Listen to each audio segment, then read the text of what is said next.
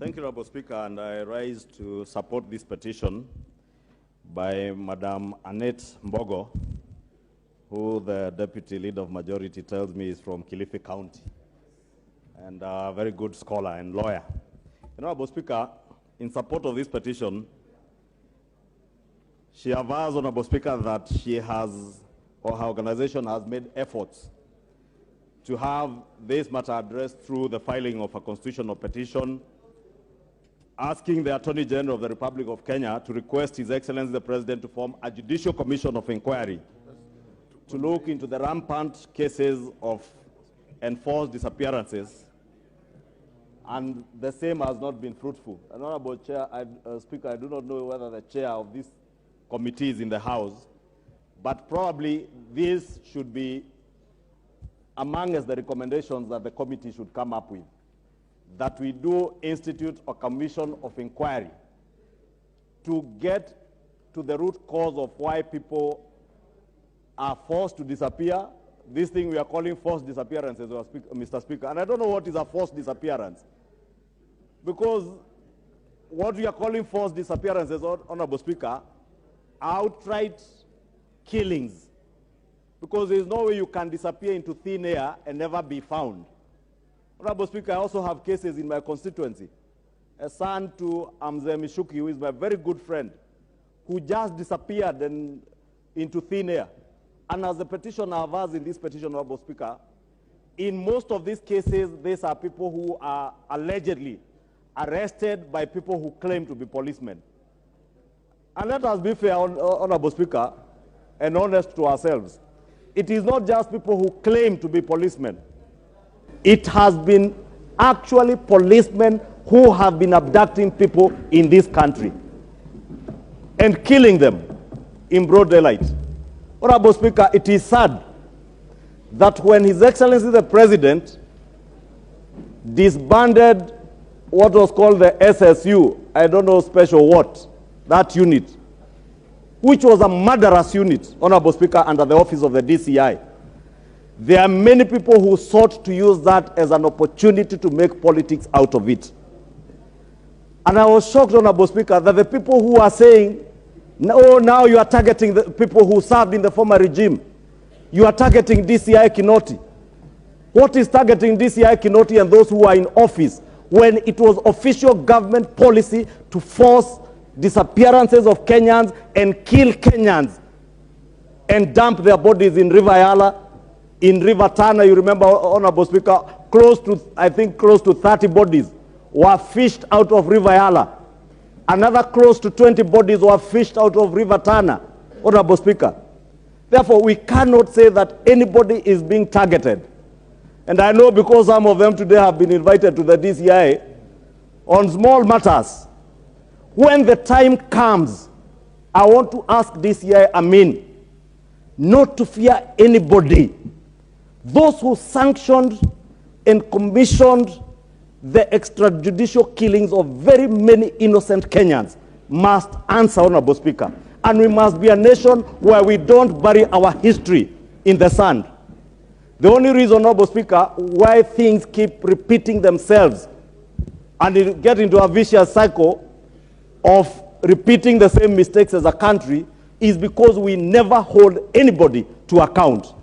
It cannot be, Honorable Speaker, that, as this petitioner says, close to 1,200 people have disappeared into thin air. And you didn't see them rise with the Holy Spirit like Jesus Christ did. They just disappeared. Some, their bodies are found, others, their bodies are never found, Honorable Speaker. Therefore, we must get to the root cause of all these things, Honorable Speaker. And I am glad, Honorable Speaker, that under this regime, none other than His Excellency President William Ruto has asserted that every person who is arrested by a police officer must be presented before a police station, recorded in an OB, and charged before a court of law, and not to be killed, as was happening before, Honorable Speaker. Honorable Speaker, it is not just cases of terrorism. Honorable Speaker, you know that famous saying that says when they came for journalists, we were quiet because we were not them. When they went for farmers, we were quiet, we were not them. Until they came for you. That is what happened in this country, Honorable Speaker. We tolerated the extrajudicial killings of certain communities in this country on the basis that they were working with terrorists. And eventually, Honorable Speaker, it came to us. It came to our own neighborhoods. I do not think there is any member of parliament who, if not in your constituency, in your county, you know someone who has been a subject of these enforced disappearances and extrajudicial killings, Honorable Speaker. And therefore, as a responsible house, as leaders who value the sanctity of life, we must stand up to be counted. And I really want to challenge the Public Petitions Committee to not only ensure that there are legal mechanisms put in place, and that is a challenge to all of us as a house, but to also ensure that we do not bury what happened in yesteryears under the sand.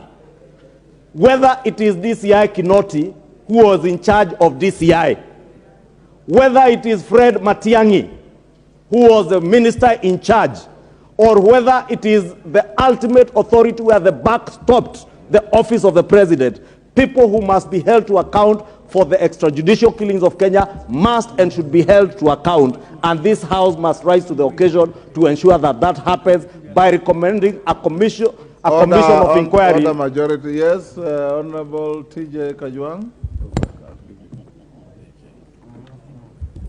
Okay. Give the Honorable Mr. Speaker, the member for Kikuyu, as he was speaking very well, but I do not know at what point he became, he changed from being member of Kikuyu to being the majority leader. Because then when he became a majority leader, he assumed certain things that should not happen on this floor. Mr. Speaker, he has been mentioning names, whereas I don't hold brief for anybody, anywhere, however mentioned. But our standing orders and the Constitution itself is clear that no one would be mentioned adversely without giving him a hearing or without his presence. Mr. Speaker, is he in order to mention those people that he has named in person, and yet they do not have an opportunity to defend themselves, Mr. Speaker? Majority. Thank you, Honorable Speaker. I thought the Honorable TJ is usually rattled if I mention the Ruaraka land scandal and Ruaraka constituency, but today I didn't. I only mentioned people who were in office at the time crimes against humanity were carried out in this country. And the person who was in charge of DCI is the person that I have named, DCI Kinoti. The person who was in charge of the interior was CS Matiangi, who happens to have visited the DCI today in poetic justice, Honorable Speaker. And the person where the buck stopped was the president. Just like today, the buck stops in the office of the President of the Republic of Kenya, William Ruto, if there are any extrajudicial killings. Honorable Kajwang, what is out of order? He has not adversely mentioned anybody. He simply said they were in office and they were. That's not what he said, Mr. Speaker. Mr. Speaker, yes, maybe you may want, when you retire, to look at the Hansard. Yes. What he is saying is even making it worse. Mr. Speaker, I don't want to play politics with this. And we must never play politics with people who do not have a right to respond. All I said, all that the majority leader mentioned before he recasted his speech was that these persons should be investigated by some agencies. Now, for them to be investigated, it is an adverse finding which, in his opinion, he thinks that these people are somehow. Should he mention it as a matter of order, Mr. Speaker? I'm just asking, is he in order to mention people without giving them an opportunity to be heard? Isn't that simple, Mr. Speaker? I hear you, Honorable Kajwang. Yeah. What I heard, and we'll check the Hansard, is that DCI was headed by Kinoti, which is fact. Interior Minister was Matiangi, which was fact. And the head of state is fact. If he goes beyond that, I'll stop him.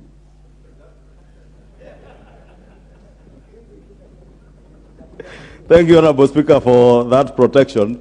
And you know, I am a very careful person with what I say here. And anywhere else I speak, Honorable Speaker. But let us not run away from the truth, Honorable Speaker. That was my point. And the committee should not be afraid. And all investigative authorities that would investigate such matters should not be afraid, Honorable Speaker. Because I was saying, if we do not deal with our past, Honorable Speaker, nothing stops other regimes, even in the future, from carrying out such extrajudicial killings, unless, Honorable Speaker, people are held to account. Honorable Speaker, you know where we came from before the elections? Many of us lived under extreme fear and threats to life, Honorable Speaker. I vividly recall, Honorable Speaker, when, not Honorable, my good friend, Dennis Itumbi, was abducted just before Christmas of 2021. Honorable Speaker, the people who abducted Dennis Itumbi were actually police officers.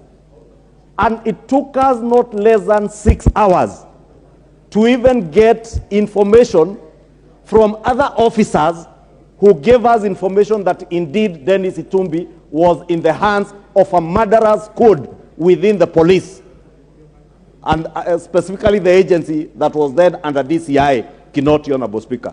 Therefore, Honorable Speaker, I'm only saying this committee should do this country a great honor in recommending that we institute a commission of inquiry such that, Honorable Speaker, it will be known the families of hundreds of Kenyans who have disappeared and they have never seen their bodies. Let them know, Honorable Speaker, what happened to their children and their family members. Hundreds of Kenyans, Honorable Speaker. Today, I was watching when I had the member for Buri speak about Mbijiwe. And I read the story of Mbijiwe, I think, this Sunday in one of the dailies, Honorable Speaker, that the manner in which he disappeared, Honorable Speaker, leaves a lot of questions and there are pointers as to who would have been responsible for their disappearance. And the case of Mbijiwe, the case of young Mishuki from my constituency, and many other Kenyans are similar, Honorable Speaker. And unless we dig and get to the root cause, you never know. Many of the people who are forcing disappearances are still in some offices today. They still wield the same power and authority they wielded yesterday.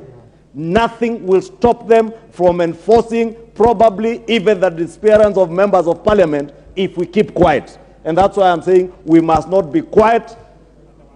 Whether it is somebody in Northeastern, whether it is somebody from the coastal region, as Honorable and Baya says, or whether it is someone who is perceived to have been in groups like Mungiki or Chinkororo in Kisii, or whether it is someone that you disagree with politically.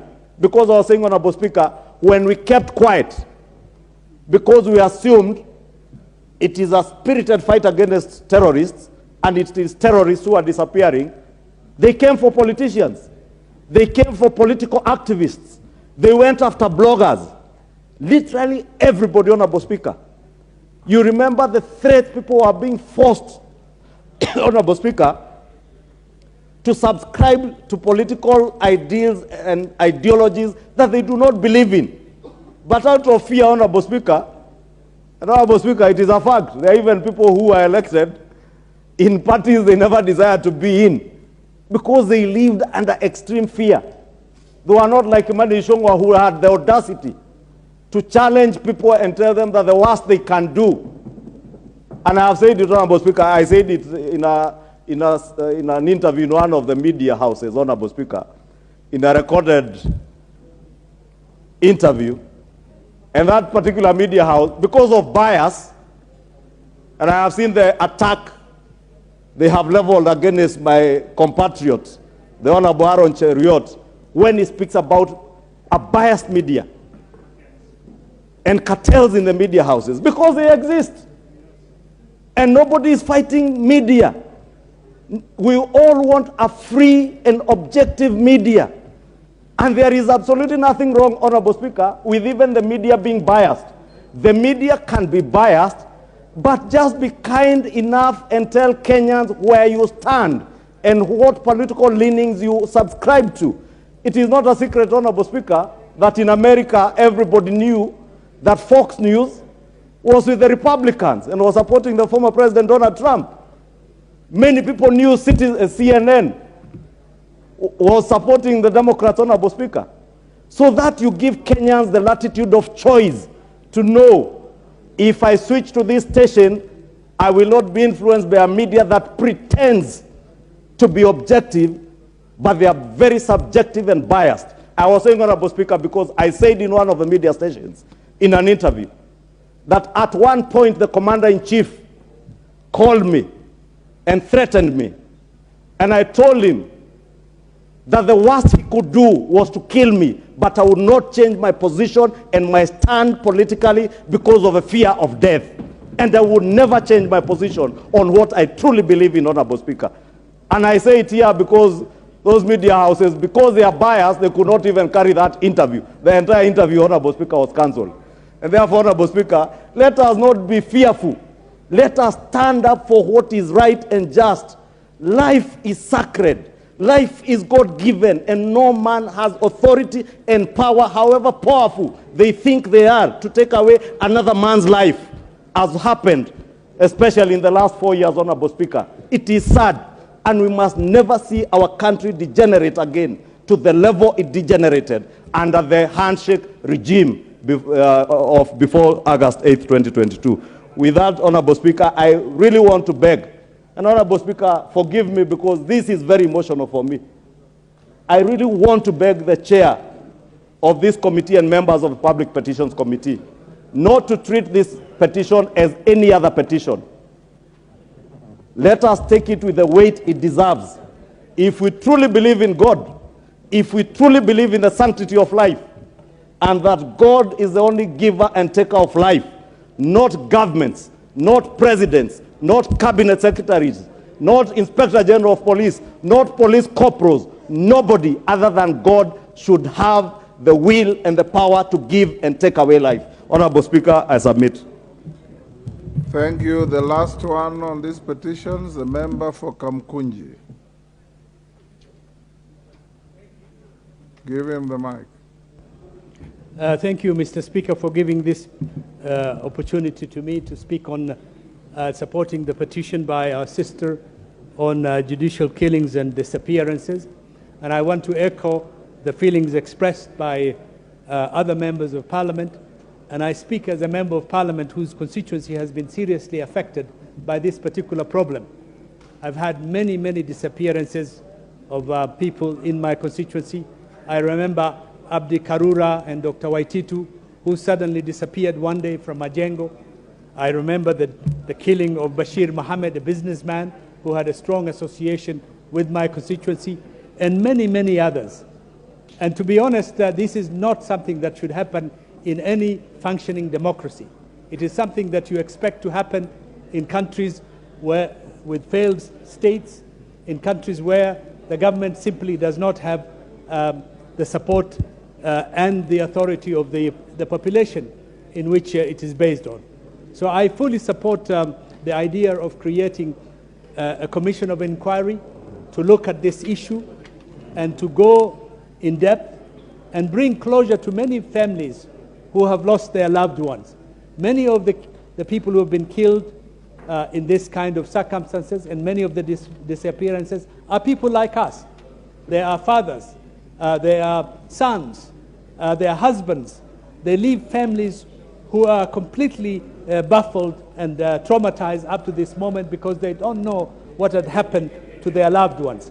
So it is our responsibility as members of Parliament to make sure that in this democracy, in this fragile democracy we have in our country, young and fragile democracy, that we make sure that no Kenyan life is taken with no reason whatsoever.